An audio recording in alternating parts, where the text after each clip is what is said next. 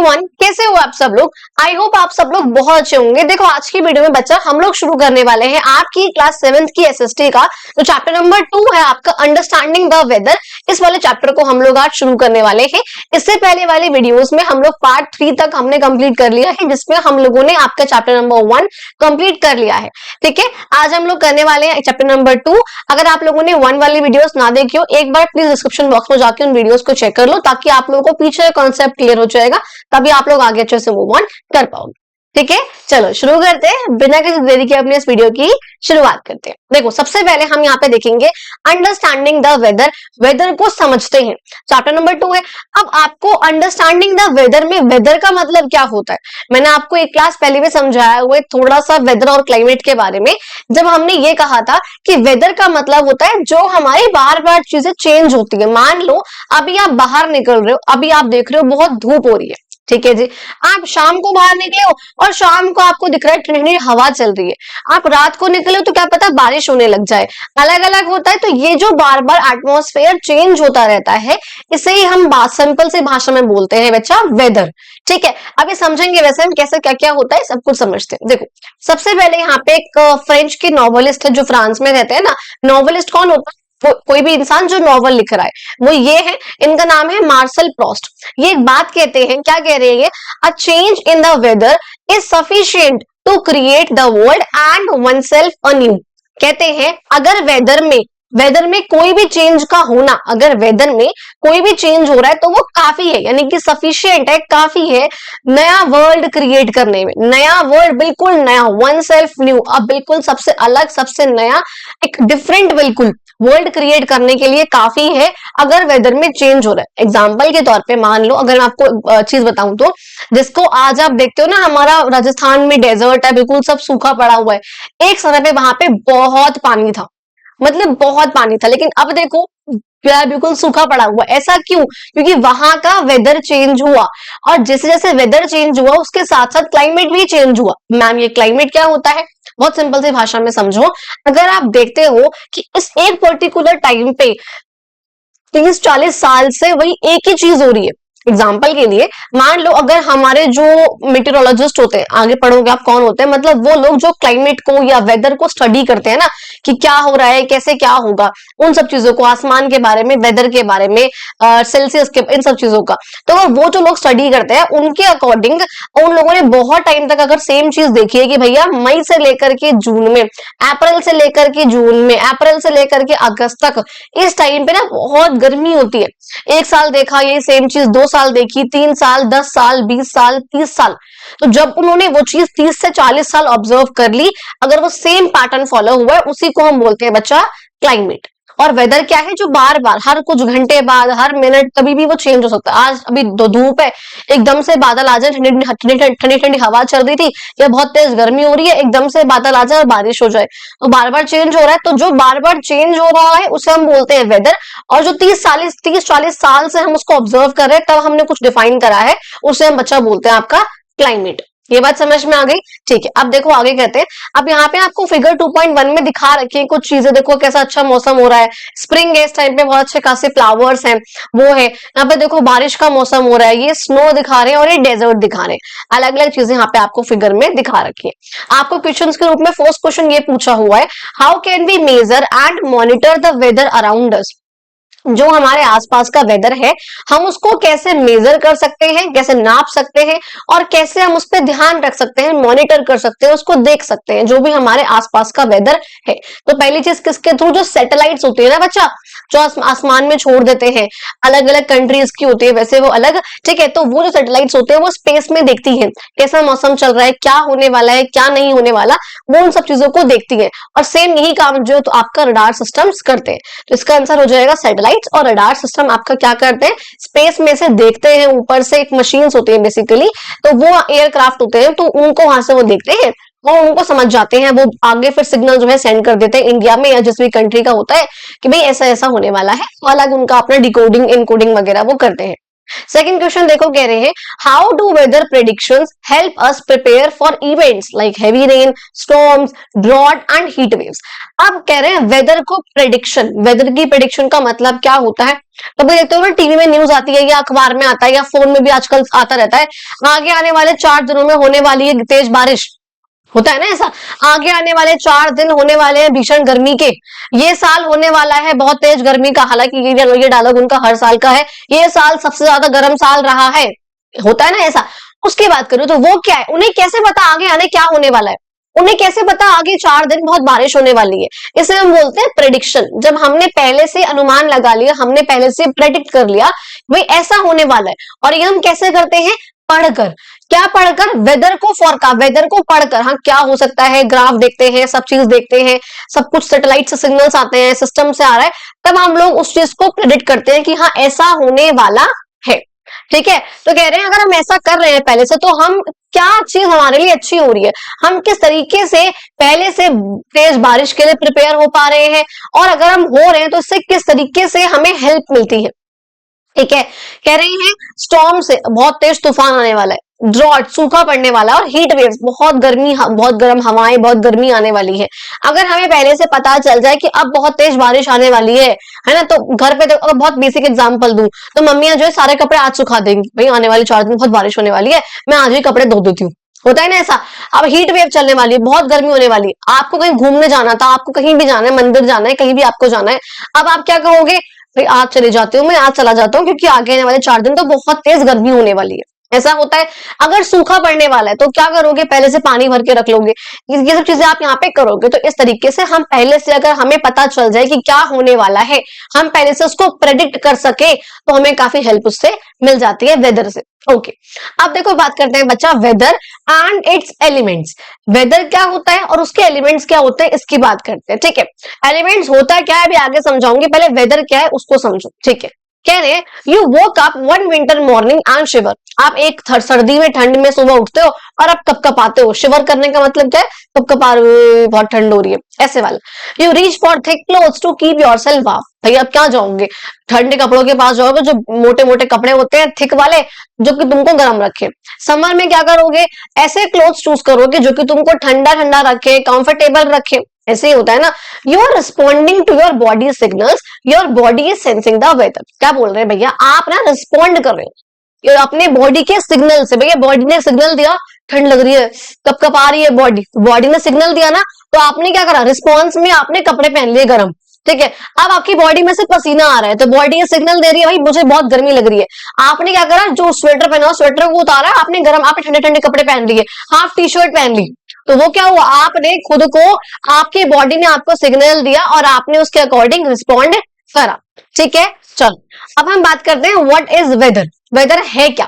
सबसे पहले ये समझेंगे वेदर क्या है। Weather is a state of the earth atmosphere at a particular time and place.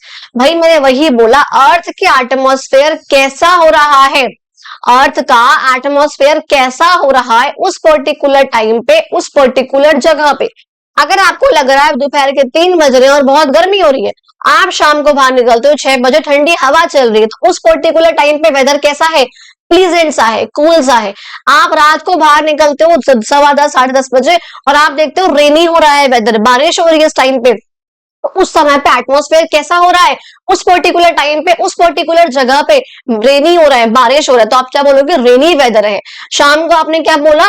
Cool weather है, अच्छा नॉर्मल प्लीजेंट सा हो रहा है। आप दोपहर में बाहर निकले, आपने क्या बोला? बहुत हॉट हो रहा है बाहर, बहुत हॉट वेदर है, बहुत वार्म है, ऐसे बोलोगे ना। तो वो क्या है कि भाई एटमॉस्फेयर की वो स्टेट जो एक पर्टिकुलर टाइम पे, एक पर्टिकुलर प्लेस पे है। बट अब मैम ये एटमॉस्फेयर क्या है, ये आप क्या बोल रहे हो, इसको समझो। कहते हैं इन सिंपल टर्म्स में it is the layer of gases that surround some planets. In the case of our earth we call these gases air. कह रहे हैं एटमॉस्फेयर क्या है? देखो आपको ये अर्थ दिख रही है भाई, यहाँ पे हम सब लोग रह रहे हैं, यहाँ पे मैं खड़ी हूँ, यहाँ आप खड़े हो, यहाँ मैं बैठ के वीडियो बना रही हूँ, आप यहाँ बैठ के पढ़ रहे हो, तो हम अर्थ के इस एटमॉस्फेयर पे जो ग्रीन वाली लाइन है, सॉरी इस लैंड पर है बेसिकली, हमसे ऊपर भाई, यहाँ अगर मैं अभी रूम में भी बैठी हूँ तो मेरे ऊपर क्या एटमॉस्फेयर है, सारा का सारा गैसेस है ना, बहुत सारी।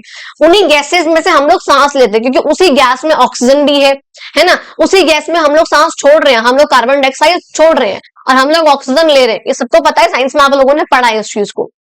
अच्छा, अब देखो क्या बोल रहे हैं, इसमें ना कुछ लेयर्स होती है एटमॉस्फेयर की ना, आप बोल रहे हैं भैया वो लेयर ऑफ गैसेस, गैसेस की वो लेयर जो प्लैनेट्स के ऊपर होती है। अगर मैं यहाँ हूं तो मेरे ऊपर कुछ गैसेस की लेयर है, प्लैनेट है मान लो हमारा अर्थ, उसके ऊपर कुछ गैसेस की लेयर है, और इस गैसेस की लेयर को हम लोग अर्थ पे कहते हैं एयर, यानी कि हवा। ठीक है, गैसेस की लेयर को हम लोग अर्थ पे कहते हैं हवा। तो हवा में बहुत सारी गैसेस होती है, आपका ऑक्सीजन भी है, आपका कार्बन डाइऑक्साइड भी है, आपका आर्गन भी है, आपका नाइट्रोजन भी है, बहुत सारी अलग अलग गैसेस होती है। अच्छा, ठीक है जी। अब देखो गैसेस की लेयर, अगर मैं आपको एक सिंपल सा बताऊं तो कौन कौन सी होती है, देखो आप लोग यहाँ पे हो, सबसे ऊपर जो ग्रीन वाला पार्ट है ना, मतलब आप लोग यहाँ पर जो ये ग्रीन वाला पार्ट है ना, आपको दिख रहा है ग्रीनरी वाला, हम लोग अभी यहाँ पे कहते हैं हमारे ऊपर जस्ट लेयर होती है जिसका नाम है ट्रोपोस्फेयर। ये मोस्ट इंपॉर्टेंट लेयर है, और इस चैप्टर में हमको इसी लेयर के बारे में ऑलमोस्ट पढ़ना भी है, मतलब थोड़ा बहुत पढ़ेंगे लेयर के बारे में, तो कि इस क्या क्या होता है वो सब पढ़ेंगे, यानी कि पढ़े हुए आप इसी के बारे में। तो कौन सी लेयर का नाम है ट्रोपोस्फेयर। ट्रोपोस्फेयर से ऊपर बेटा होता है आपका स्ट्रेटोस्फेयर, हालांकि उससे ऊपर आपकी बुक में नहीं है, बट अगर वैसे जानोगे उससे ऊपर आपका होता है मीसोस्फेयर, TSMPE, यानी कि पहले हुआ ट्रोपोस्फेयर, फिर हुआ स्ट्रेटोस्फेयर, फिर हुआ मेसोस्फेयर, उससे ऊपर होगा आपका थर्मोस्फेयर, और उससे ऊपर होगा आपका एक्सोस्फेयर। इस तरीके से आपके स्फेयर्स होते हैं, बहुत सारे लेयर्स होते हैं गैसेस की। हम लोगों के ऊपर जो है ना बेसिकली 18 किलोमीटर तक ना आपकी ट्रोपोस्फेयर की लेयर ही होती है, तो हम लोगों को तो यही दिखती है, हम इसी में सांस लेते हैं। ठीक है जी।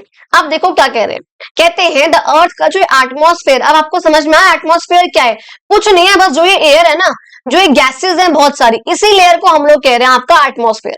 मतलब जो भी ये गैसेस है आपके आसपास जिसमें आप लोग सांस ले रहे हो, आप लोग जी पा रहे हो, बिना एयर के बिना हवा के कैसे सांस लोगे, क्योंकि उसी हवा में आपकी बहुत सारी गैसेस है। ठीक है, ऑक्सीजन जिससे आप जी पा रहे हो, तो वो उसी हवा में, अगर वो ही नहीं होगी तो आप कैसे जियोगे, इसलिए इसका होना बहुत जरूरी है। इसे हम सिंपली बोलते हैं, इस लेयर ऑफ एयर को, ये लेयर ऑफ गैसेस को हम लोग क्या बोलते हैं बच्चा, एटमॉस्फेयर। ठीक है, कहते हैं the earth atmosphere may be compare to a cake with several layers. भाई अर्थ का जो एटमॉस्फेयर है ना, हम उसे कंपेयर कर सकते हैं एक ऐसे केक से जिसमें कई सारी लेयर्स है, क्योंकि पहले ट्रोपोस्फेयर की लेयर आएगी, फिर स्ट्रेटोस्फेयर की लेयर आएगी, फिर आपकी मेसोस्फेयर की लेयर आएगी, फिर थर्मोस्फेयर की, फिर ऐसे करके लेयर आएगी। कहते हैं the layer closest to the surface of the earth is called the troposphere. जो मैं बता चुकी हूँ, जो लेयर अर्थ के बिल्कुल करीब है, बिल्कुल क्लोजेस्ट है, बिल्कुल पास है, उसका नाम क्या है बच्चा, troposphere. And that is where all land based plants and animals including humans live and breathe. और ये वही लेयर है जहां पे हम सब लोग रहते हैं, हम सब लोग सांस लेते हैं, चाहे हम ह्यूमन बींग्स हो, चाहे एनिमल्स हो, चाहे प्लांट्स हो। आपने आसमान में 20 किलोमीटर ऊपर, आसमान की बात कर रही हूं मैं, पहाड़ की बात नहीं कर रही हूँ, आसमान में पहाड़ क्या नाम है, एनिमल्स देखे हैं आपने, आसमान में प्लांट्स उगते हुए देखे हैं आपने, आसमान में कुछ लैंड पर है, लेकिन इस लैंड के ऊपर जो लेयर्स है, वो लेयर सबसे पहले कौन सी है, ट्रोपोस्फेयर है, और इसी लेयर में जो सारी की सारी आपकी गैसेस पाई जाती है। इसी लेयर के नीचे हम लोग रहते हैं, जहां पे हम लोग सांस लेते हैं। ठीक है जी। कहते हैं it is also where almost all weather phenomena which we will explore in this chapter take place. Also ये वही लेयर है जहां पे सारे के सारे वेदर फिनोमिना, ठंडी, गर्मी, बारिश, स्नो, जो भी हम इस चैप्टर में पढ़ने वाले हैं, वो सब इसी लेयर में होते हैं। कहते हैं ट्रोपोस्फेयर की हाइट कितनी होती है बता चुकी हूँ, बहुत इंपॉर्टेंट है, एमसीक्यू या वन वर्ड के पर्सपेक्टिव से ट्रोपोस्फेयर के ऊपर नोट भी इंपॉर्टेंट है, पूछ सकते हैं 3 नंबर में। अच्छा ठीक है, 2 नंबर का ही पूछ सकते हैं, व्हाट इज ट्रोपोस्फेयर, उसकी क्वालिटीज या उसके कैरेक्टरिस्टिक्स, उसके फीचर्स लिखने के लिए आपसे बोल सकते हैं। अच्छा अब देखो कह रहे हैं ट्रोपोस्फेयर एक्सटेंड करता है to a height of 6 to 18 kilometre. देखो जो ये ट्रोपोस्फेयर, इसकी हाइट कितनी है बच्चा, 6 से 18 किलोमीटर तक की इसकी हाइट है, यहां तक। और जहां पे ये ट्रोपोस्फेयर खत्म हो जाता है ना, और दूसरी लेयर शुरू होती है, इसकी जो खत्म होने वाली लाइन है, उस लाइन को हम लोग कहते हैं बच्चा ट्रोपोपॉज। क्या कहते हैं इसको हम लोग, ट्रोपोपॉज। पॉज का मतलब भी क्या होता है, रुक जाना, स्टॉप पॉज। ठीक है, ऐसे होता है ना, तो वो जो ट्रोपोस्फेयर चल रहा है, ट्रोपोपॉज आ गया, इस पे पॉज लग गया, दूसरी लेयर शुरू हो जाएगी। कहते हैं यहाँ पे कि it is less thick at the poles where the cold air contracts and thicker in the tropical zone, जहां पे वार्म एयर एक्सपैंड करती है। ये क्या लिखा है मैम, समझ सा नहीं आया, मैं समझाती हूँ, मैं किस लिए बैठी हूँ। देखो क्या होता है, आप लोगों को बताऊं अगर बहुत बेसिक सी भाषा में, जो हमारी अर्थ है ना, अर्थ हमारी कुछ ऐसे है, ऐसे पोल्स पे से हल्की सी फ्लैट है पहले, फिर ऐसे घूम कर आएगी, फिर यहां से हल्की सी फ्लैट है, फिर ऐसे गोल घूम कर आएगी। गोला गोला अच्छा नहीं बनाया ऑल दो आई नो, एक सेकेंड रुको, ऐसे और ऐसे और, यार ड्राइंग ही खराब है बस, और तो कुछ नहीं है, लेकिन ड्राइंग ही बहुत खराब है, चलो इससे ही समझ लो। देखो सिंपली यहाँ पर क्या कह रहे हैं कि जो आपका ट्रोपोस्फेयर है ना, सॉरी जो आपका, हाँ ट्रोपोस्फेयर की जो लेयर है ना, बेसिकली कहते हैं कि वो थोड़ी सी ना बड़ी होती है, थोड़ी सी और ज्यादा फैली होती है। देखो एक बात पहले समझ लो आप लोग कि जहां पर भी हवा ठंडी होगी, जहां पर भी मतलब एटमॉस्फेयर बहुत कोल्ड सा टेम्परेचर है, बहुत ठंडी ठंडी हो रही है, जहां पर भी ठंड होगी वहां पे एयर सुकड़ी हुई होगी, और जहां पर भी गर्मी होगी वहां पे एयर फैली हुई होगी। तो जहां पर भी आप, मैंने क्या बोला, जहां पे ठंड होगा यानी कि जहां पे टेम्परेचर बहुत कम है, 0 डिग्री 1 डिग्री 2 डिग्री ये टेम्परेचर है, वहां पे हवा क्या होगी, सुकड़ी हुई होगी, जिसे हम बोलते हैं कॉन्ट्रैक्ट। क्योंकि जो ठंडी हवा है ना वो हमेशा सुकड़ जाती है, हमेशा कॉन्ट्रैक्ट करती है। लेकिन इसकी जगह जो आपकी गर्म हवा होती है ना वो आपकी एक्सपैंड करती है, जो गर्म हवा होती है ना वो आपकी फैलती है और दूर तक जाती है, तो वो एक्सपैंड करती है। तो भाई अब आप सोचो पोल्स कहां पर है बच्चा, देखो आपको यहाँ पे भी समझ में आ रहा होगा, पोल्स कहां पर है, सबसे ऊपर है, और सबसे ऊपर और सबसे नीचे सन की इतनी धूप नहीं पहुंचती है, बिल्कुल स्लैंटिंग रेज होती है, तो बहुत कम पहुंचती है यहाँ तक, और जो बीच वाला पार्ट है उसमें बिल्कुल सीधी पहुंचती है, जो आपको एक ग्रीन वाला पार्ट दिख रहा है, यहाँ बिल्कुल सीधी पहुंचती है। तो यहाँ पे क्या होता है, अब देखो लेयर तो हर जगह है, लेयर तो चारों तरफ है ना ट्रोपोस्फेयर की, पहले ट्रोपोस्फेयर की लेयर है, फिर आपकी स्ट्रेटोस्फेयर की लेयर है, इस तरीके से चल रही है लेयर। तो वही कह रहे हैं कि यहाँ पे जो लेयर होती है ट्रोपोस्फेयर की वो थोड़ी सी चौड़ी होती है, मान लो इतनी चौड़ी है वो पोल्स यहाँ पे ट्रॉपिकल जोन पे, क्योंकि यहाँ पर हवा जो है वो गर्म होती है तो ये और फैल जाती है। और यहाँ पे मैं कहूँ ना पोल्स पे ये थोड़ी सी पतली ही होती है, साउथ पोल पे भी नॉर्थ पोल पे भी, क्योंकि वहां पे ठंडी हवा होती है। तो आपको बस यही याद रखना है कि जो आपके ट्रॉपिकल जोन है वहां पे थोड़ी सी ज्यादा फैली हुई होती है ट्रोपोस्फेयर आपका, क्योंकि वहां पे गर्म हवा है तो फैलती है, और नॉर्थ पोल साउथ पोल पे वो थोड़ी सी सिकुड़ी हुई होती है क्योंकि वहां पे ठंडी हवा होती। बस ये जानना था। कहते हैं we use many words to describe the weather. अगर ये वाला पॉइंट समझ में ना आया फिर मुझे कमेंट बॉक्स में बता देना, या फिर वीडियो को रिवाइंड करके देख लेना दोबारा से एक बार। कहते हैं we use many words to describe the weather. अब हम वेदर को डिस्क्राइब करने के लिए बहुत सारे वर्ड यूज करते हैं, गरम, ठंडा, बारिश हो रही है, क्लाउडी हो रहा है, अब बस बादल छा रहे हैं, ह्यूमिड है। देखो ह्यूमिड वर्ड आएगा इस चैप्टर में बार बार, अभी ह्यूमिड आएगा, ह्यूमिडिटी आएगा। ह्यूमिड का मतलब क्या होता है, नमी होना, नमी होना। भाई आपको देखो अभी क्या चल रहा है, अभी अप्रैल चल रहा है, खत्म ही हो गया बस अप्रैल, ठीक है। अब क्या है कि इस टाइम पे ऐसा नहीं कि बैठे बैठे पसीने आ रहे हैं, बस ये ऐसे बार बार पहुंच ही रहे हो पसीने आ रहे हैं, नहीं अभी ऐसा नहीं है। अभी जून में ऐसा टाइम आएगा जब ना आसमान में मतलब एटमॉस्फेयर नमी बहुत ज्यादा होगी कि आप अगर घर में भी बैठे हो तो घर में भी बार बार पसीना ही पहुंच रहे हो, बार बार पसीना आ रहा है। गर्मी तो जो हो रही है वो हो रही है, लेकिन पसीना बार बार आ रहा है, क्यों आ रहा है, क्योंकि भैया एटमॉस्फेयर में जो पानी की मात्रा है वो बहुत ज्यादा हो चुकी है, जो वाटर वेपर है वो बहुत ज्यादा हो चुके हैं, तो वो बार बार हमारे ऊपर आ जाते हैं जब भी हम लोग इससे कांटेक्ट में आते हैं। आप समझे वो साइंस का कॉन्सेप्ट, लेकिन आपको बस याद रखना है कि ह्यूमिडिटी का मतलब क्या होता है, नमी। क्या होता है, नमी। ओके अब कह रही हूं मैं बेटा स्नोई, बहुत बर्फ हो रही है, विंडी है, हवा चल रही है, ऐसे कह रहे हैं। कहते हैं बहुत सारे तरीके हैं जिससे हम जो एलिमेंट्स है वेदर के उन सबको एक्सपीरियंस कर सकते हैं। अभी हम पढ़ेंगे एलिमेंट्स होते गए। अब यहाँ पे कह रहे हैं एक्सप्लोर करने के लिए, कह रहे हैं कुछ यहाँ पर वर्ड्स होते हैं आपकी लोकल लैंग्वेज में होंगे जिससे आप लोग अपने आसपास के वेदर को डिस्क्राइब करते होंगे। अगर बहुत गर्मी हो रही है तो आप क्या कहते हो अपनी लैंग्वेज में, अपनी लोकल लैंग्वेज में। अगर बहुत ठंड हो रही है, अगर नॉर्मल मौसम हो रहा है गर्म सा, अगर चिली हो रही है, बहुत बिल्कुल बहुत ज्यादा चिल ठंड हो रही है, क्रिस्प हो रहा है मौसम, प्लीजेंट हो रहा है, तो आप क्या क्या कहते हो अपनी लैंग्वेज में। एग्जाम्पल के लिए बताऊं, अगर नॉर्थ इंडिया है मान लो, जहां जहां रहते हैं नॉर्थ इंडिया में, अगर जब भी गर्मियों का मौसम है ना, जैसे अभी समर चल रही है, इस टाइम पे जैसे ही बहुत दोपहरी में ना बहुत गर्म गर्म हवा चलती है ना, तो उससे हम बोलते हैं लू चल रही है बाहर। क्या बोलते हैं उसको, हम लू चल रही है, आप लोगों को पता होगा, ठीक है।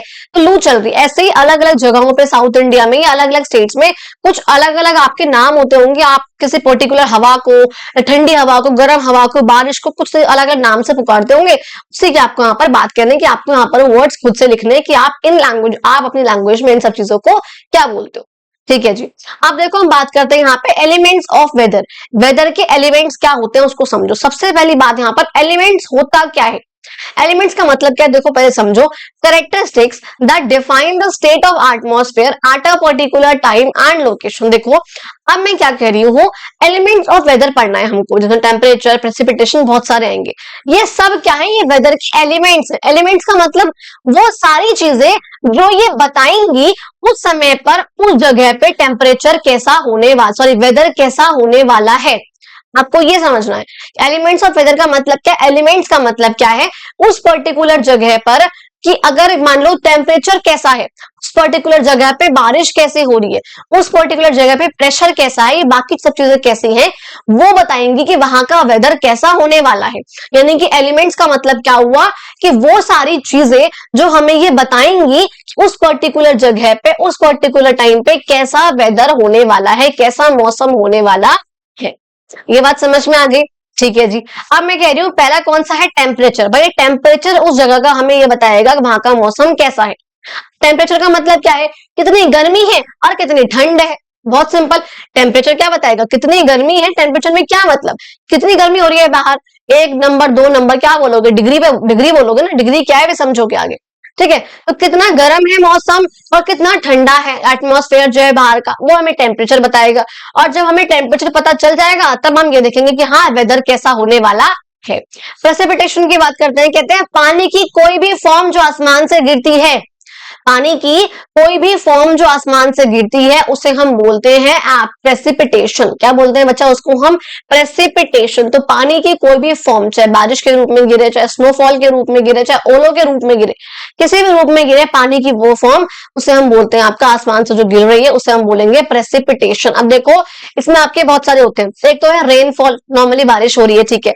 एक है स्नो, बर्फबारी हो रही है। अगर आप लोग उत्तराखंड में रहते हो, अगर आप लोग इंडिया से बाहर के अगर लोग हैं तो उनको आई डोंट नो कहाँ के होंगे, थोड़े बहुत पाकिस्तान या बांग्लादेश वगैरह के हैं आई थिंक 1% लोग, बाकी सब तो जो इंडिया के ही हैं।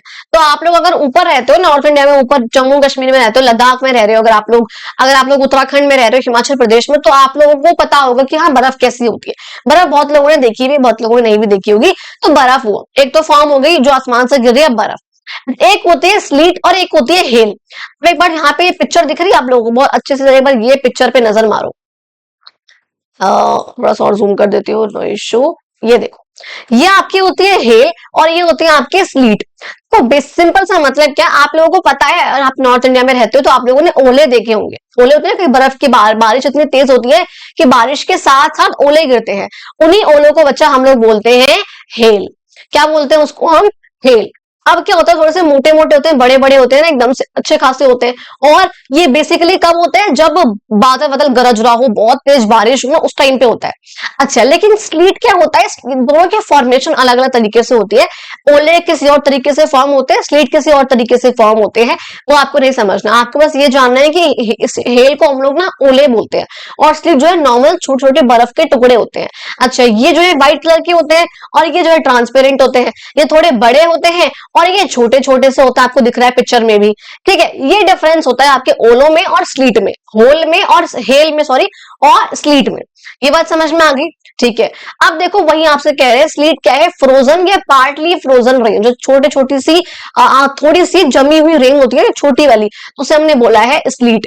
और हेल क्या है, छोटे छोटे से hard balls of rice that fall from the sky like rain, जो कि बारिश की तरह आसमान से गिरते हैं, उसे हमने सिंपली बोला है हेल यानी कि ओले। अच्छा, अब कहते हैं एटमॉस्फेरिक प्रेशर। थर्ड एलिमेंट क्या है, एटमॉस्फेरिक प्रेशर। भाई देखो आप लोगों को ये पता है, अगर मैं अभी बैठी हूं ना, आप लोग बैठ के वीडियो देख रहे हो, तो इस टाइम पे क्या है, आपके ऊपर एटमॉस्फेयर का प्रेशर लग रहा है, ऐसे ऐसे करके, इधर से भी आपके ऊपर ना एटमॉस्फेयर का प्रेशर लग रहा है ऐसे करके। बस वो आपका सिंपली एटमॉस्फेरिक प्रेशर, कि भाई जो हमारे ऊपर जितनी भी हवा है ना, वो उसका वेट है हमारे ऊपर कोई ना कोई। ठीक है, तो वो क्या है, एटमॉस्फेरिक प्रेशर है। बस सिंपल रूप से कि हमारे ऊपर जो हवा का वेट है ना, अब मैं बैठी हूँ, मेरे पर हवा है बहुत सारी है, बहुत बड़ी लेयर है, उसका जो वेट लग रहा है ना मेरे ऊपर, मुझे फील नहीं हो रहा है वो, क्योंकि मेरी बॉडी का भी अपना वेट है जो मुझे ऊपर की तरफ धकेल रहा है, अगर वो मुझे नीचे की तरफ धकेल रहा है तो। ठीक है, तो वो हमारे पास बस उसको हम क्या बोलते हैं, प्रेशर को हम लोगों ने बोला है एटमॉस्फेरिक प्रेशर, क्योंकि वो एटमॉस्फेयर की जो गैसेज है, जो एयर है, उसका प्रेशर है, इसलिए हमने उसको बोला है एटमॉस्फेरिक प्रेशर। ठीक है जी। फिर कहते हो विंड, हवा कैसी है उस जगह की, वो हमें बताएगी कि वहां का मौसम कैसा होने वाला है। भाई मूवमेंट कैसी है एयर की, उसकी स्पीड कितनी है, डायरेक्शन कितनी है, ठंडी है गर्म है, वो तो टेम्परेचर ने बता दिया। ह्यूमिडिटी, नमी कैसी है उस टाइम पे। Amount of water vapour in the air, बारिश हवा में वाटर वेपर की कितनी जो है मात्रा है। तो जैसे आप लोगों को ये पिक्चर दिख रही है यहाँ पे ये वाली, इसमें आप लोगों को ये समझ में आ रहा होगा कि भाई आप देखते हो ना, मान लो नॉर्मल आपने वो खड़ी कर रखी है अपनी गाड़ी, और गाड़ी पे कई बार ना ऐसी बूंदाबांदी हो जाती है। बूंदाबांदी नहीं है ये, बेसिकली ये नमी है। जो नॉर्मल आपने गाड़ी के कांच ऐसे बंद कर रखे हैं और बाहर इतनी ज्यादा नमी हो रही है, इतनी ज्यादा नमी हो रही है कि कांच पे ना खुद ही ड्रॉपलेट्स आ गई है छोटी छोटी। अच्छा पहले एक सिंपल सा बात, आप लोगों ने साइंस में एवापोरेशन, कंडेंसेशन, ये सब ये चीजें पढ़ी है ना। एवापोरेशन का मतलब क्या होता है, जो पानी है वो हीट की वजह से, गर्मी की वजह से जब पानी उड़ जाता है हवा में, तो जो वाटर है वो वाटर वेपर का रूप लेता है, स्टीम का रूप लेता है, उसे हम सिंपली बोलते हैं एवापोरेशन। और जब ये वाटर वेपर, जो वेपर है हवा में, जो वेपर है भाप जिसे हम बोलते हैं, स्टीम जिसे हम बोलते हैं, जब ये ठंडी होकर दोबारा से पानी का रूप ले ले, इसे हम सिंपली बोलते हैं कंडेंसेशन। तो क्या है एवापोरेशन का मतलब, क्या बताया कि जब पानी बहुत ज्यादा गर्म हो जाए, हीट हो जाए और वो भाप का रूप ले ले, तो उसी को हम सिंपली बोलते हैं वाटर वेपर। ऐसे ही सोचो जब एटमॉस्फेयर में जो एयर है वो बहुत ज्यादा गर्म है, तो जो भी आसपास पानी है, भाई पॉन्ड है, लेक है, नाली है, नाला है, ओशियन है, सब चीजें हैं, तो क्या हो रहा है हीट की वजह से इनका भी, ये भी एवापोरेट हो रही है, इनकी ये भाप जो है वाटर वेपर के रूप में एयर में मिक्स हो रही है, बस उसे ही हम लोग बोलते हैं वाटर वेपर। और जब ये बहुत ज्यादा हो जाए, क्योंकि गर्मी जितनी ज्यादा होगी उतनी ज्यादा वाटर वेपर हो जाएगी, तो बस एटमॉस्फेयर में ह्यूमिडिटी बढ़ जाएगी। बहुत सिंपल रूप से समझा दिया, समझ में ना आए तो प्लीज वीडियो को रिवाइड करके देख लो, क्योंकि बार बार सेम पॉइंट बोलते हो तो बच्चे भी बोर हो जाएंगे। ठीक है चलो, तो इसे हमने बोला है ह्यूमिडिटी। तो ये 5 हमारे एलिमेंट्स हैं वेदर के। इन 5 चीजों से हमें ये समझ में आएगा कि उस जगह का उस टाइम पे वेदर कैसा होने वाला है, मौसम कैसा होने वाला है, वो टेम्परेचर कितना गर्म है, कितना ठंड है, प्रेसिपिटेशन, वहां पे बारिश होने वाली है, स्नो होने वाली है, ओले पड़ने वाले हैं या फिर बर्फ होने वाली, नॉर्मल स्लीट वाली। अब उस जगह का प्रेशर कैसा है, एटमॉस्फेरिक प्रेशर हाई है, लो है, उस जगह पे हवा कैसी चल रही है और उस जगह पे नमी कैसी है। समझ में आ गया। चलो अब देखो यहाँ पे कह रहे हैं थिंक अबाउट इट। यहाँ पे ना आपको एक क्वेश्चन दे रखा है, इसके रिलेटेड नीचे भी एक पॉइंट आएगा, पहले यहाँ पढ़ लेते हैं। कहते हैं let us imagine that Krishnan from Chennai is speaking with Aamir in Kashmir. आप इमेजिन करो आपका एक फ्रेंड है, कोई भी एक नॉर्मल लड़का है, चेन्नई में रहता है वो, इसका नाम है कृष्णन, और वो अपने दोस्त से आमिर से, जो कि कश्मीर में रहता है, उससे बात कर रहा है। और कृष्णन देखो क्या कह रहा है, चेन्नई वाला वो कह रहा है it has become chilly in Chennai after it rain the previous night. भाई मतलब जो वो है ना कृष्णन, कृष्णन जो है अपने दोस्त आमिर को बता रहा है, भाई पता है लास्ट अभी पिछली रात ना, लास्ट रात अभी बारिश हुई है अभी, तो इस वजह से ना बहुत ठंड हो गई है हमारे चेन्नई में। आमिर कह रहा है, आमिर ने पूछा ask him how cold it is, कितनी ठंड हो गई है। भाई कृष्णन कैसे बताएगा कितना ठंड है, भाई क्या पता जो कृष्णन के लिए ठंड हो, क्योंकि आमिर आपका कहाँ रह रहा है, आमिर कहाँ था, कश्मीर में रह रहा है, जम्मू कश्मीर में रह रहा है आमिर, कश्मीर में, तो क्या पता उसके लिए नॉर्मल मौसम हो, कैसे बताएगा। मतलब आपको बताया जा रहा है अगर हमारे पास डिग्री सेल्सियस ना हो तो आपको कैसे पता लगेगा कि कितना ज्यादा गर्मी है, कितनी ठंड है, कैसे समझ पाओगे आप। इसके लिए जरूरी होता है एक यूनिट का होना, और वो यूनिट कौन सी हमारे पास, डिग्री सेल्सियस। चलो कहते हैं as you can see it would be difficult for Krishnan to convey his sense of chillness. भैया कैसे बताएगा कृष्णन, अगर उसके पास डिग्री नहीं है तो वो क्या करेगा, भाई मान ले 1 नंबर 2 नंबर ठंड हो रही है, या मान ले 3 नंबर ठंड हो रही है, तेरे यहाँ से शायद कम ठंड हो रही है, कैसे बताएगा उसको। उसके लिए हमें चाहिए एक यूनिट जिससे हमें समझा सके भैया मेरे यहाँ पे हो रहा है इस टाइम पे 20 डिग्री टेम्परेचर। वो कहेगा 20 डिग्री, अच्छा हमारे यहाँ तो ये नॉर्मल है भाई, तो को ठंड लग रही है इसमें, कश्मीर है ना, कश्मीर में तो नॉर्मल है ये चीज, इसलिए तो हमें डिग्री की जरूरत होती है। अच्छा आप देखो कह रहे हैं, इसलिए सेम है ये सारे एलिमेंट्स के लिए, हम सबके बारे में पढ़ेंगे कि हम किस तरीके से सब चीजों को नापते हैं, कैसे इनको हम मेजर करते हैं। एक्सप्लोर करते हैं दोबारा से, एक और चीज कह रहे हैं, what do you think could be some other reasons to measure the weather more precisely. अभी हम इसको तो पढ़ेंगे कौन कौन से एलिमेंट्स है वेदर के, कैसे हम उनको नापेंगे। उससे पहले एक और चीज पढ़ो वेदर फोरकास्टिंग के बारे में। वेदर फोरकास्टिंग का मतलब क्या होता है, कह रहे हैं अभी हमने ऊपर पढ़ा था प्रेडिक्शन करना। प्रेडिक्शन का मतलब हमने क्या कहा था कि जब हम वेदर को पहले से ही प्रेडिक्ट कर रहे हैं, पहले से ही पता लगा रहे हैं, पढ़कर, देखकर, समझकर, लिखकर कि हाँ क्या होने वाला है आगे आने वाले 4 दिन, आगे आने वाले 1 हफ्ता, 2 दिन, हफ्ता भर, 1 महीना कैसा होने वाला है मौसम, उसको हम लोग फोरकास्ट कर रहे हैं, उसको हम लोग प्रेडिक्ट कर रहे हैं पहले से ही। तो फोरकास्टिंग का मतलब भी क्या होता है, जब हम वेदर को पहले से ही प्रेडिक्ट कर लेते हैं। और प्रेडिक्ट क्या हुआ, हमने पहले देख समझ के पता लगा लिया कि हाँ कैसा होने वाला है। ठीक है, तो कह रहे हैं और क्या रीजन हो सकते हैं कि इस क्या नाम है, वेदर को पहले से ही पता लगाने का, वेदर को पहले से ही फोरकास्ट करने के और क्या कारण हो सकते हैं। भाई ऑब्वियसली बहुत रीजंस हैं। अगर हमको पता चल जाए कि कैसा वेदर होने वाला है तो हम अपनी एक्टिविटीज को, अपने प्लान्स को उस तरीके से ही प्लान करेंगे ना, उस तरीके से हम उसको ऐसे करेंगे कि हाँ आज मैं ये काम करता हूँ, आज मैं ये काम करती हूँ, ऐसे करेंगे। कह रहे हैं फ्रॉम अर्ली टाइम, बहुत स्टार्टिंग से ही ना, बहुत पहले से humans have closely observed nature and learn to read their signals to forecast the weather. कहते हैं यहाँ पर कि बहुत पहले से ही ना हम ह्यूमन बीइंग्स है ना, वो नेचर का या बाकी नेचर को बेसिकली ऑब्जर्व करते हैं, देखते हैं कैसा मौसम हो रहा है, कैसा होने वाला है। जानवरों को देखकर, तो बेसिकली नेचर को देखकर ना ह्यूमंस की बहुत पुराना नाता है नेचर से और एनिमल्स वगैरह से, उनको देखकर अनुमान लगाना पहले से ही कि कैसा वेदर होने वाला है, क्या होने वाला है। एग्जाम्पल दिखाऊंगी भी कैसे, ठीक है। तो फोरकास्ट द वेदर, फोरकास्ट का मतलब समझा चुकी हूँ, जब हम वेदर को पहले से ही प्रेडिक्ट कर लेते हैं कि कैसा होने वाला है एडवांस में ही, उसे हमने बोला है फोरकास्ट। कह रहे हैं ऑब्जर्व करना बर्ड्स को, अगर वो नीचे की तरफ उड़ रही है, बर्ड्स पहले ऊपर उड़ रही थी, अब बर्ड्स थोड़ी सी नीचे की तरफ उड़ रही है, यानी कि बारिश आने वाली है, मौसम बिगड़ने वाला है। आंट्स कैरिंग एग्स, भैया बहुत तेज बारिश आने वाली है, तो जो आंट है, जो चींटियां है, वो अपने अपने एग्स को लेकर ऊपर की तरफ जा रही है। जो स्क्विरल्स है वो नट्स गैदर कर रही है, पहले से पहले चुग रही है, मौसम बेकार होने वाला है या बहुत ठंड होने वाली है, तो वो नट्स को लेकर अंदर की तरफ चली जाएंगी। जो फ्रॉग है वो बहुत तेज तेज क्रोक क्रोक कर रहा है।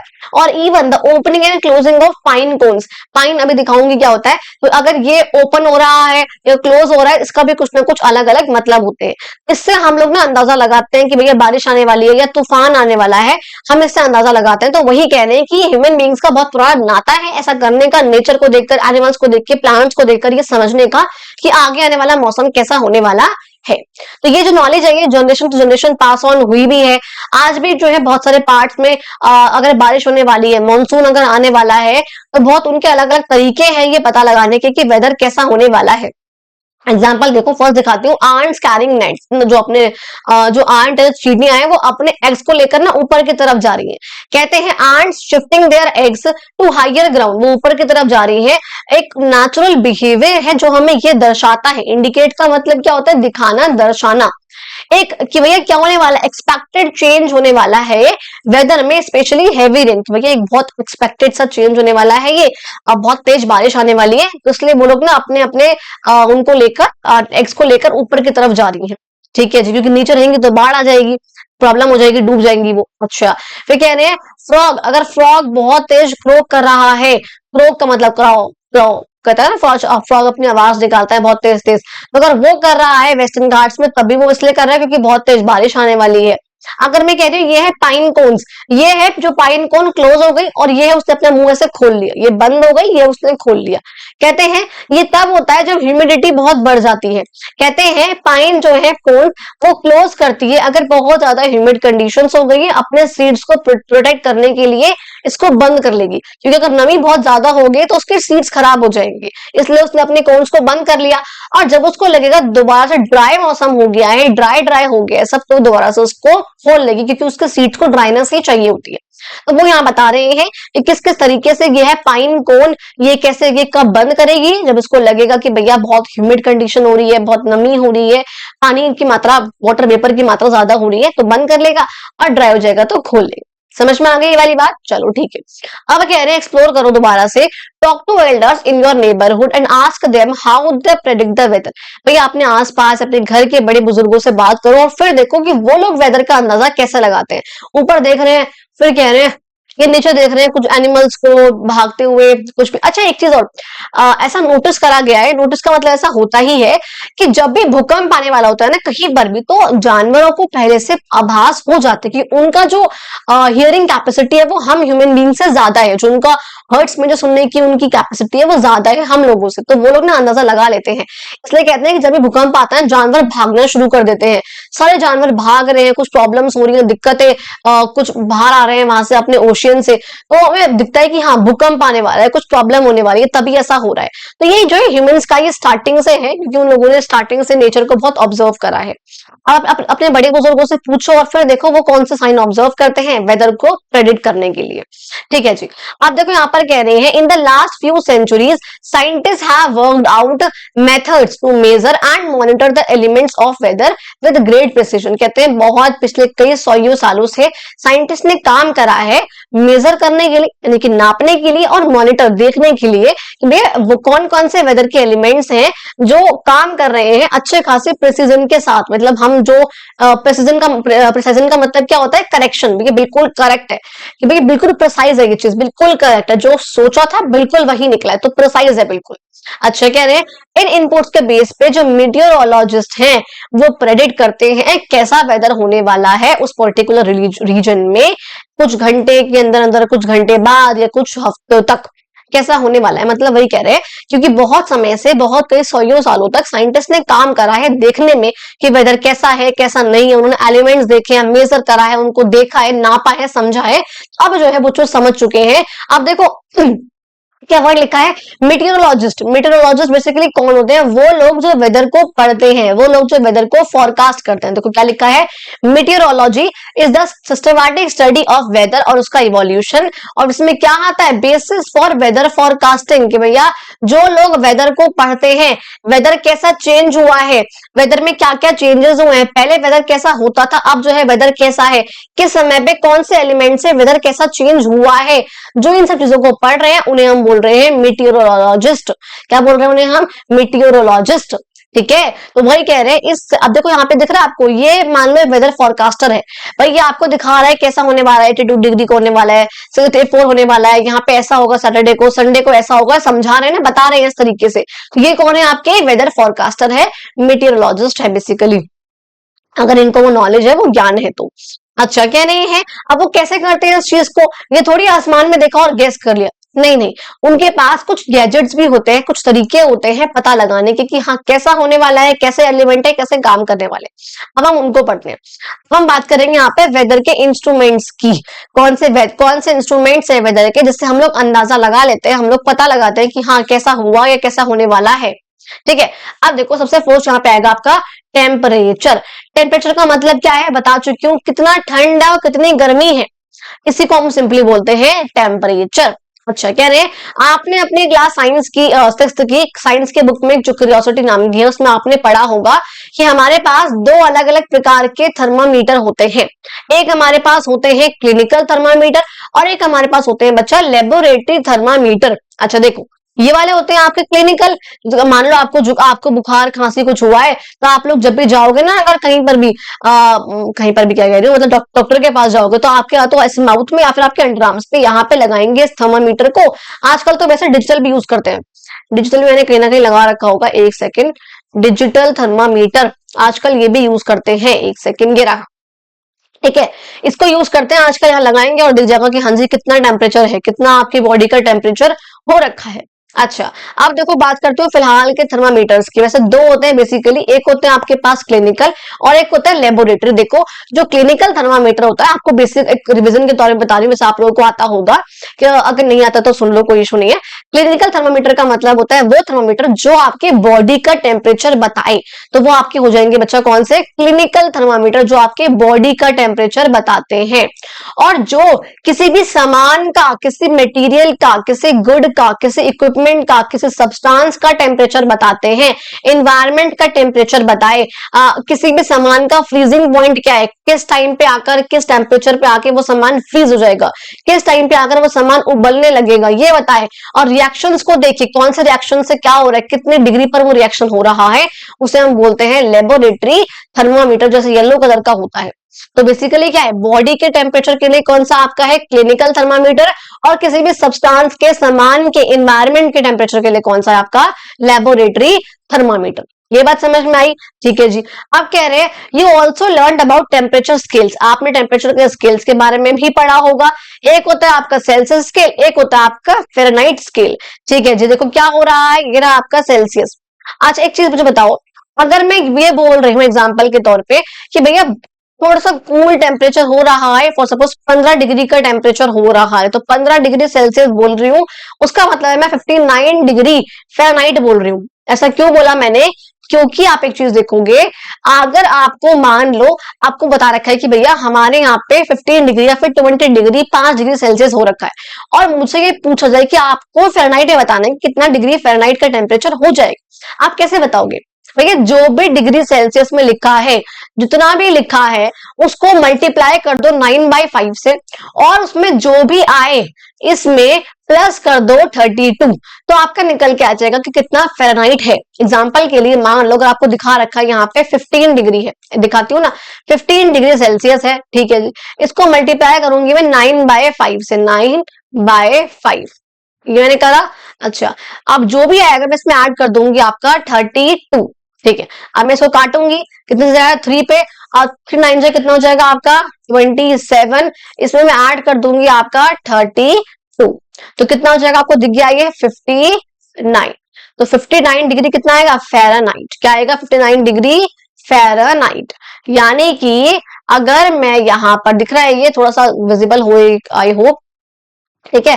तो यानी कि 27 + 32 करूंगी तो 59 डिग्री फ़ारेनहाइट आपका आ जाएगा, यानी कि 15 डिग्री सेल्सियस इक्वल है आपका 59 डिग्री फ़ारेनहाइट के। और ऐसा क्यों हुआ? इस वाले फॉर्मूले से हुआ।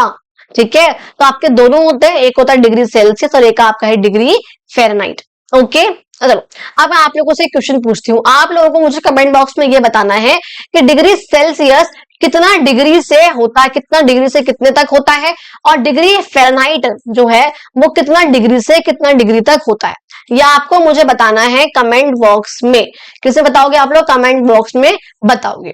चलो अब देखो यहाँ पे दिखा रखा है स्नो मेल्ट करती है क्विकली व्हेन इट्स वार्म। अब ये देखो अच्छी खासी स्नो हो रखी थी, सन जी सूरज ज्यादा निकल गए, सारी स्नो सारी बर्फ पिघल गई। अच्छा कह रहे हैं cloudy weather, it's getting cold, cloudy weather हो रहा है, बादल आ चुके हैं, ठंड आ रही है, ब्लैंकेट ओढ़ लिया इसने। कहते हैं विंटर्स में जो कोकोनट ऑयल है वो सॉलिड हो जाता है, होता है ना घोड़े का तेल, वो निकलता नहीं डिब्बी से बाहर ऐसे करने पे, तो ये वही है, बाहर ही नहीं आ रहा बेचारा। अच्छा कह रहे हैं curd takes longer to set in cold weather, भाई दही जमने में टाइम लगता है अगर ठंडा मौसम है तो। देखो अभी ठंडा मौसम हो रहा है तो दही जम ही नहीं रहा है, दूध सा बना हुआ है अभी भी। और जब गर्मी का वेदर हो गया, शर्ट पहन ली, टी शर्ट पहन ली, अब छोटे छोटे आराम से वो पहन रखे हैं, कोई कार्डिगन नहीं है यहाँ पर, तो क्या है ठंडा गर्मी आ चुकी है और गर्मी में जो दही है वो बहुत फटाफट से जम जाता है। चलो ठीक है।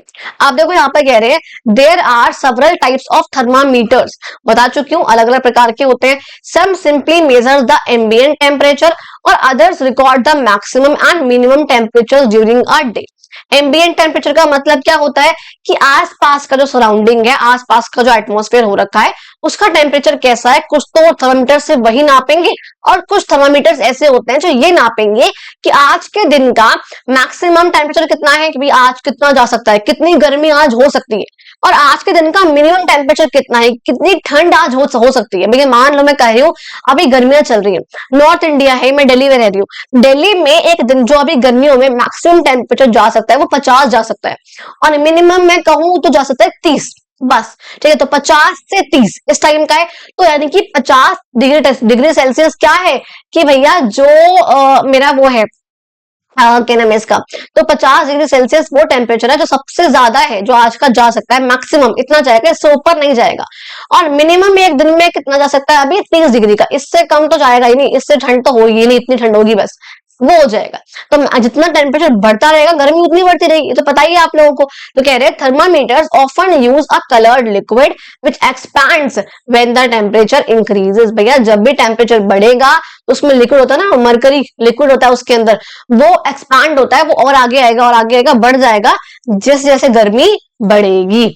अच्छा कह रहे हैं however more and more digital thermometers are preferred as they are more precise and can correct record more data कह रहे हैं।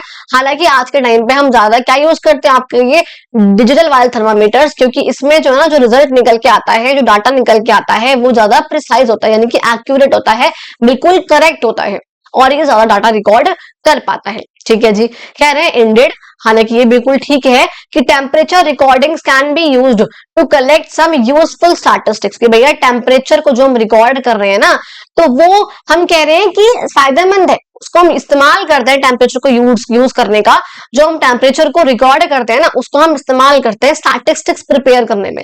स्टैटिस्टिक्स का देखो मतलब क्या होता है, कह रहे हैं technique of gathering and analysing information, जो हमें इंफॉर्मेशन मिल रही है हम उसको कलेक्ट कर रहे हैं और हम उसको एनालाइज कर रहे हैं, हम उसको एक जगह प्रिजर्व कर रहे हैं, हम उसको ऐसे लगा रहे हैं डिटेल के थ्रू, प्रॉपर मेंटेन कर रहे हैं, डाटा बना रहे हैं, टेबल बना रहे हैं उसकी कि भैया इस दिन पे इतना था, 50 डिग्री, आज के दिन मैक्सिमम जाएगा 50, मिनिमम जाएगा 30 डिग्री। तो ये मैं एक डाटा का पूरा प्रिपेयर कर रही हूँ और इससे ठीक है to be able to detect pattern, ताकि मैं देख सकूं और आगे आने वाले टाइम पे प्रेडिक्शन में कर सकूं कि हाँ कितना हो सकता है। मतलब बेसिक रूप में क्या है, अगर मैं यहाँ पे टेम्परेचर को रिकॉर्ड कर रही हूँ, उसका बेसिक सा पर्पज ये है ताकि मैं एक स्टैटिस्टिक्स प्रिपेयर कर सकूं। स्टैटिस्टिक्स का मतलब क्या होता है कि भाई एक मेरे पास टेबल बन गई, मैंने एक डाटा प्रिपेयर कर लिया कि मैंने टेबल से बना दी, इस दिन पे इतना है तो आगे इतना हो सकता है, मैंने एक पूरी टेबल बनाई कि इस हफ्ते जो है टेम्परेचर आपका ऐसा रहा है, तो अब मैं प्रेडिक्ट कर सकती हूँ कि आगे आने वाले टाइम में कैसा होगा। तो मैंने एक पूरी टेबल, एक डाटा, एक ग्राफ तैयार कर लिया,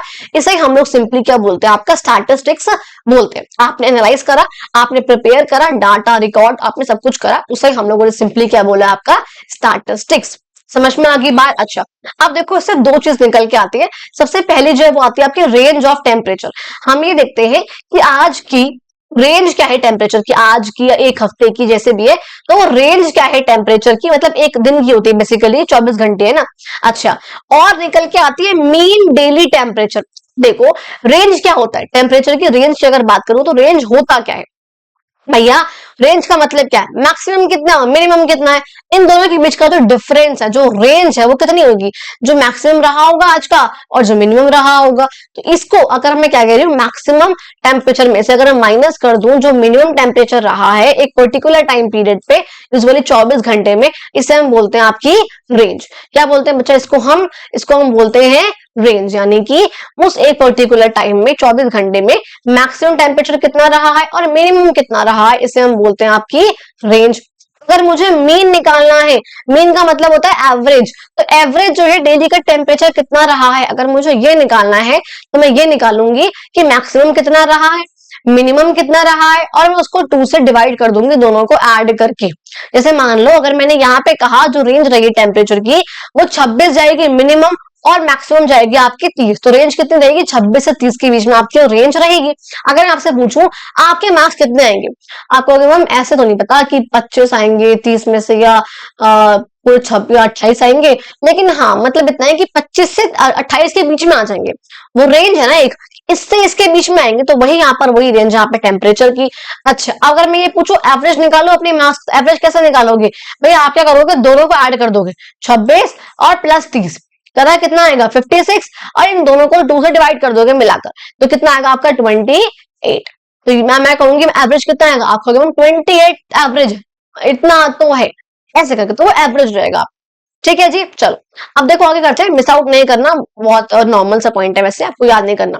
कह रहे इंडियन मेट्रोलॉजिकल डिपार्टमेंट, यानी कि वो डिपार्टमेंट इंडियन का जहां पे मेट्रोलॉजिस्ट बैठते हैं, वेदर को फोरकास्ट करते हैं, देखते हैं क्या होने वाला है, वेदर को पढ़ते हैं, तब से अब तक कैसा चेंज हुआ वो सब चीज देखते हैं। वो सेटअप हुआ 1875 में, उसका मेन मोटो था, उनका मेन मोटिव था, वो क्या था, आदित्यत जयते वृष्टि। इसका मतलब क्या है, from the sun arises rain, कि जो धूप है, धूप से, सन से बारिश होती है। सन से बारिश कैसे होगी अभी समझोगे आगे। अब ये जो फ्रेज है, जो ये लाइन है ना छोटी सी, आदित्यत जयते वृष्ट या फिर from the sun arises rain, ये एक मनुस्मृति से हमको मिली है, और पूरी लाइन क्या है इसकी, from the sun arises rain, from rain comes food, from food living beings originate.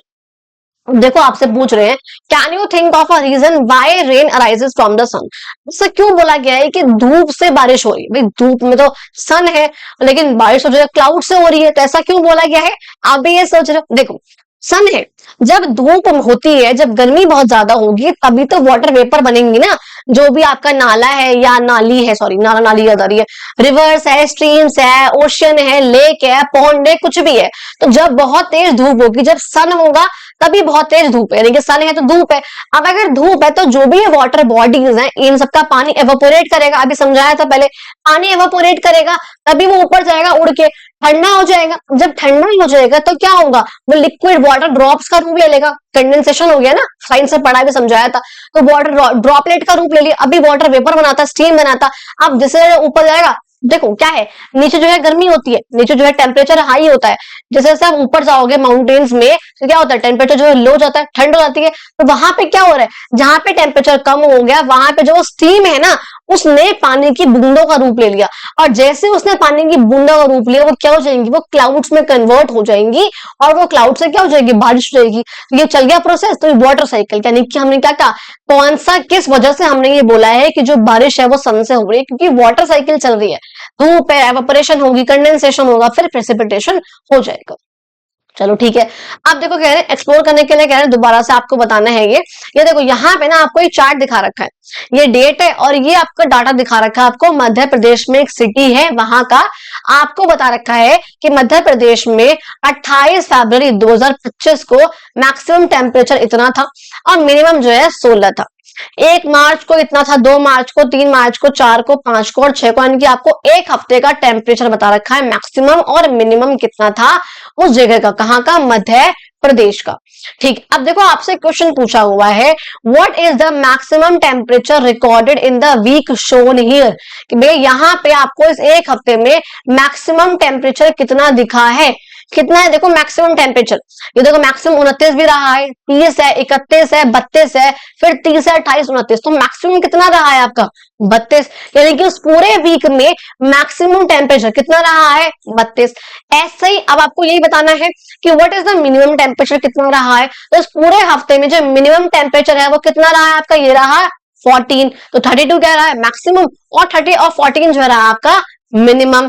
ठीक है जी। अब कह रहे हैं कैलकुलेट द रेंज, अब आपको रेंज बतानी है, तो रेंज कितनी होती है, जो मैक्सिमम है और जो मिनिमम है दोनों को माइनस कर दो, दोनों के बीच का डिफरेंस जो है वही हमारी क्या है, रेंज है, यानी कि 14 से लेकर के 32 या 32 से लेकर के 14, और डिफरेंस कितना हो जाएगा इसका 18 डिग्री सेल्सियस जो है इसकी रेंज रही है। तो रेंज बेसिकली कितनी है 14 टू 32, समझ में आ गया, डिग्री सेल्सियस ऑब्वियसली समझ में आई ये वाली बात। चलो ठीक है जी। अब एक बार आपको कॉन्वर्सेशन याद करो जो आमिर और कृष्णन के बीच में थी।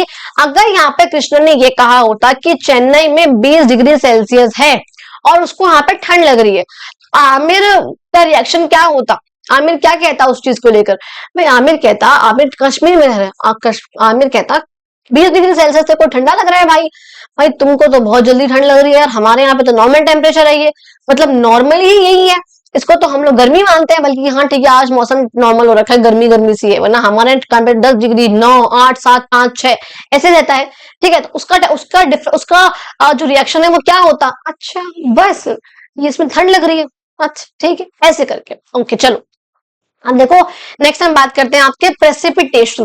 प्रेसिपिटेशन का मतलब क्या बताया था हमने कि बारिश की कोई भी फॉर्म, पानी की कोई भी फॉर्म जो आसमान से गिर रही है उसे हम सिंपली बोलते हैं प्रेसिपिटेशन, चाहे बारिश हो, चाहे स्नो हो, चाहे हेल यानी कि ओले हो, चाहे स्लीट हो, छोटे वाले आइस पार्टिकल्स। ओके, अब देखो कह रहे हैं if the news says that a particular place receive 30 mm of rainfall in a day, what does it mean, how is rainfall measured. अगर मान लो आप कोई न्यूज देख रहे हो और न्यूज में ये आ रहा है आज के दिन यहाँ पर 30 mm की बारिश आई है, भाई बारिश तो आ चुकी ना, अब आने के बाद आप उसको मेजर कर रहे हो, आप कह रहे हो भाई आज के दिन यहाँ पे 30 mm की बारिश आई थी, तो आप लोगों ने कैसे मेजर करा, उसको कैसे पता लगाया आपने, उसके लिए एक इंस्ट्रूमेंट होता है बेटा जिसे हम कहते हैं रेन गॉज। क्या कहते हैं इसे हम, रेन गॉज। देखो क्या होता है समझाऊंगी अभी। कहते हैं तो अमाउंट ऑफ रेनफॉल को मेजर करा जाता है एक इंस्ट्रूमेंट से जिसका नाम है रेन गॉज, ये रहा। ठीक है जी, कैसे कर रहे हैं देखो, जब भी बारिश आती है when it rains the water falls into a funnel, जैसे ही बारिश आएगी ना तो वहां पर सारे बारिश हो गई, अब ये जो पानी है ना ये सारा का सारा इस फनल में जितना भी होगा आसपास का, तो खाली मैदान होना चाहिए, बस तो मैदान खाली हो और कोई भी ऐसी चीज ना हो जो पानी का फ्लो रोके, तो पूरी बारिश अच्छे से आ सके। ठीक है, इकट्ठी हो सके यहाँ पे। अब कह रहे हैं जैसे बारिश होती है तो बारिश का पानी जो है इस फनल में जाता है, ठीक है जी, एंड इस कलेक्टेड इन अ सिलेंडर, और एक दिख रहा है आपको ये सिलेंडर लगा रखा है ये वाला, इस सिलेंडर में जो है बारिश का पानी इकट्ठा हो जाता है। अब कह रहे हैं एक स्केल यहाँ पे अटैच है सिलेंडर से, आपको स्केल दिख रहा है 1 2 3 4 ऐसे करके, ये स्केल अटैच है सिलेंडर से ये नापने के लिए कि डेप्थ कितनी है रेन वाटर की, गहराई कितनी है जो रेन वाटर कलेक्ट हुआ है। ठीक है, अगर हम मानते हैं जो हाइट है ना यहाँ पर जो वाटर कलेक्ट हुआ है अगर वो 5 mm तक जाती है, जैसे यहाँ तक गई है, यदि 5 तक गई है हाइट, तो यानी कि जो रेनफॉल हुई है वो कितनी हुई है, 5 mm की रेनफॉल हुई है। इसे हम बोलते हैं रेन गॉज। इस तरीके को जहां पर जो है ये, ठीक है, तो हम यहाँ से इसको इससे नाप रहे हैं इसको, और जिस इंस्ट्रूमेंट का यूज कर रहे हैं वो इंस्ट्रूमेंट का नाम क्या है आपका, रेन गॉज। समझ में आया, यानी कि जो पानी आया तो बारिश का पानी पूरा इकट्ठा हुआ और वो जो है फनल में गया, उस फनल से जो है पानी नीचे गया, सिलेंडर लगा हुआ है नीचे, उस सिलेंडर में स्केल है 1 मीटर में 1 मिलीमीटर 2 मिलीमीटर 3 मिलीमीटर 4 5, जितना जो है पानी की गहराई जितनी ज्यादा होगी हम मानेंगे उतना ज्यादा मेजरमेंट का, उतने मिलीमीटर की जो है रेनफॉल इस बार आई थी। अच्छा, एक बात बताऊं आप लोगों को कि जो सबसे ज्यादा बारिश आती है, यहाँ पे नहीं लिखा हुआ, आपने लास्ट क्लास में पढ़ा है, लास्ट चैप्टर में, सबसे ज्यादा बारिश कहाँ पे आती है पूरे वर्ल्ड में, वो आती है हमारे इंडिया की जो एक नॉर्थ ईस्टर्न स्टेट्स है ना, इधर की तरफ मेघालय है, जो आपने देखी हुई है मेघालय है, वहां पे जो नॉर्थ ईस्ट में है बिल्कुल, जहाँ पे नागालैंड मिजोरम मणिपुर ये सब मैप में चेक करो एक बार जाके, आपको दिखिएगा गूगल खोल के, तो वहां पे आपकी बुक में आप दे रखा है, वहां पे देखो तो मेघालय नाम की स्टेट है नॉर्थ ईस्ट में, ठीक है, वहां पे उसमें जो आपकी गारो खास जयंतिया हिल्स है उसमें सबसे ज्यादा वर्ल्ड की सबसे ज्यादा रेनफॉल होती है, which is 400 centimetre of rainfall. अगर आप लोग दिल्ली में रहते हो ना तो दिल्ली में 50 से 100 सेंटीमीटर की रेनफॉल होती है मॉनसून में, जो अभी होगी जुलाई अगस्त में, और यहीं पे देखो इसमें पानी भर जाता है।